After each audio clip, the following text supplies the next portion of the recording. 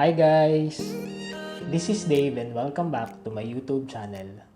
After the rise of different indoor air purifiers when the pandemic started last year, were you able to replace the filter of your unit?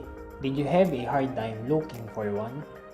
For today's video, we will unbox and review this Mi Air Purifier HEPA filter for 2, 2C, 2H, 2S, 3, 3C, 3H, and Pro from Xiaomi, which retails for 1,399 pesos. Inside the box, you will get the Mi Air Purifier HEPA filter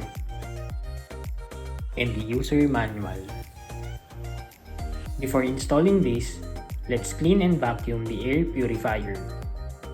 Open the filter compartment cover, pull the strap, and remove the filter.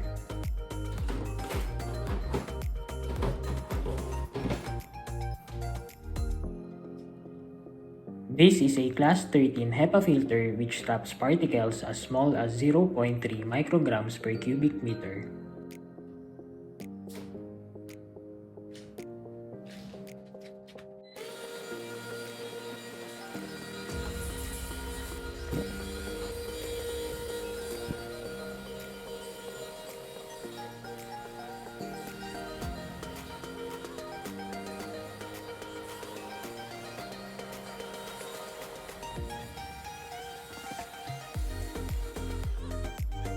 The average filter replacement period is 6 to 12 months.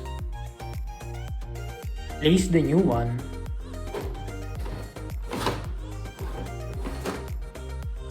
and close the filter compartment panel.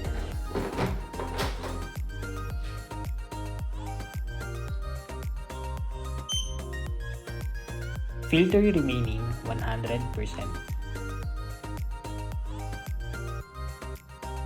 After 6 months of usage, I received an alert on my mobile phone that the filter has expired. After replacing the filter, let's check the status in Mi Home app.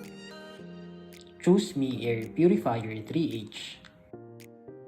Filter remaining 99% with an estimated lifespan of 146 days.